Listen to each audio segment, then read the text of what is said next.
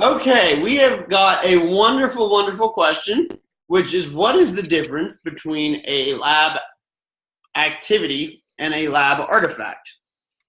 So, this is something that all future generations courses are generally broken down into the idea of a learning activity and a learning artifact. Okay, and the basic distinction is that an activity is what you do and an artifact is what you produce. And so the activity usually that's the process of actively learning. And so let's think about the most simple example. You read a book, you take a test. Okay?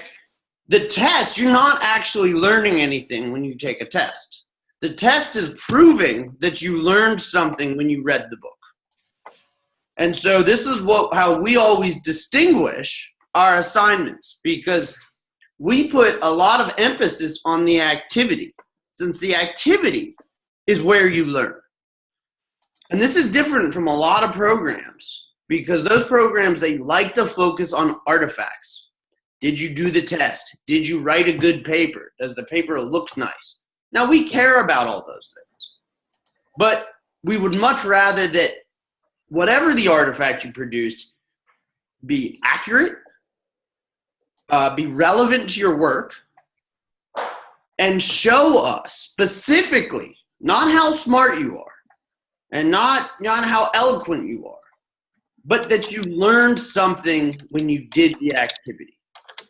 Okay, so that's what we're trying to track. And so the way that all the assignments are always structured, as we can see, let me put up a screen share.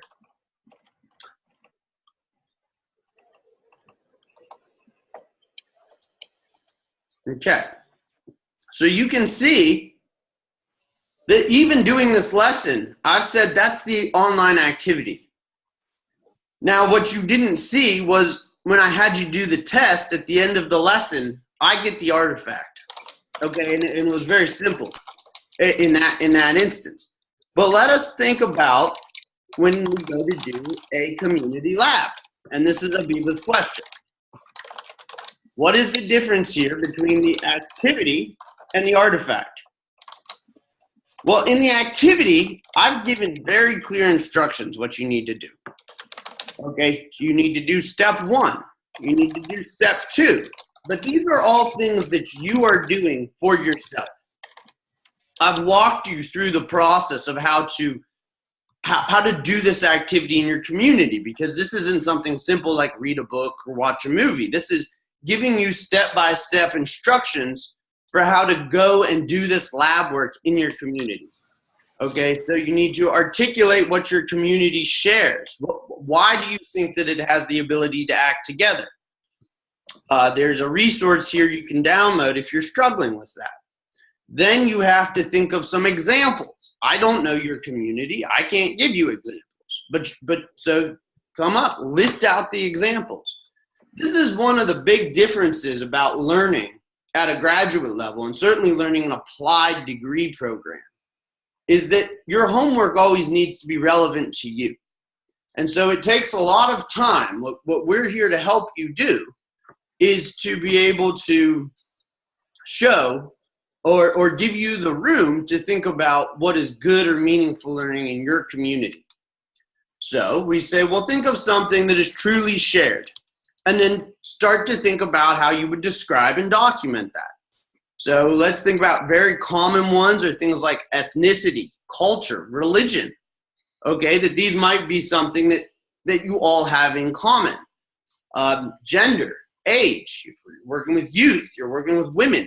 These are all very basic descriptors. And so I'm in the case of this, but I want you to focus. At no point in this list of activities have I actually asked you to produce anything to turn in. This is all the mental exercise you're going through, and not just mental. Throughout the course, we're going to ask you to go interview community members, talk to people, form local committees. Okay, that is all we give you the steps for how to do it, but you then need to go and engage your community, because this is an applied degree. Okay, now at the very end, I say, well, think of at least one example. So you have your examples, you've thought about how it's relevant to you, and once you've done all the analysis in your head, then you can come over here and think about what you want to do as an artifact to document your activity. And so here's the big point.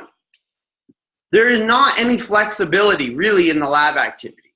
I've tried to make them broad enough that they always are relevant to you.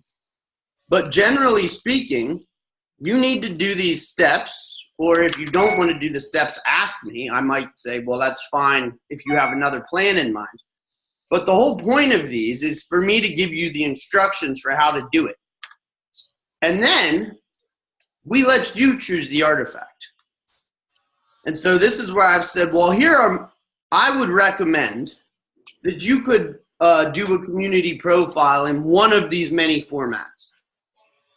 Okay, but this is different. And so this is a great question, because most programs, in order to tell you how to do the activity, they give you criteria for the artifact.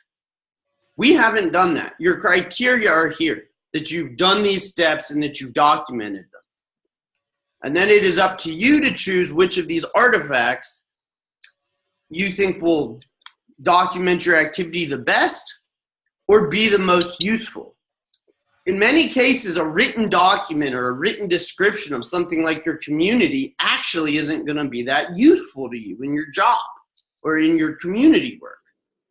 But maybe making a Wikipedia page or doing a presentation with photography or doing a documentary, these would be much more expressive ways of being able to show your community as you generally perceive it. If you just write to me, I live in this town, this is the geography, our ethnic distinction is this, our cultural distinction is this. Okay, first of all, what are you actually going to use that for? But if then you make a short video that says, welcome to my community, and we see pictures, we hear sights, we hear sounds, that is something that not just me as your faculty member, but that might be something you could use to tell your community story. And so I'm certainly not saying you can turn in written documents, especially if they're useful, especially if it makes doing the coursework easy, because all of these are learning activities for you. But I think the big distinction, and I'm really glad you asked this question, between the lab activity and the artifact is activities are what you do. This is where your learning occurs. And the artifact is how you prove it. In my course, and I think generally in the program, usually there isn't very much flexibility on your activity, because that is where we've really walked through the learning process. But we then try our best to always have the artifacts be very flexible. And if you want to do an artifact that you don't see on the list, email me. If it's an artifact that you feel you can do and you know how to put together, usually I will say yes, because I want you, in every lab activity, my goal is to have you learn through doing that activity and then have it be useful to your work in the artifact you produce. So I'm going to stop the record here.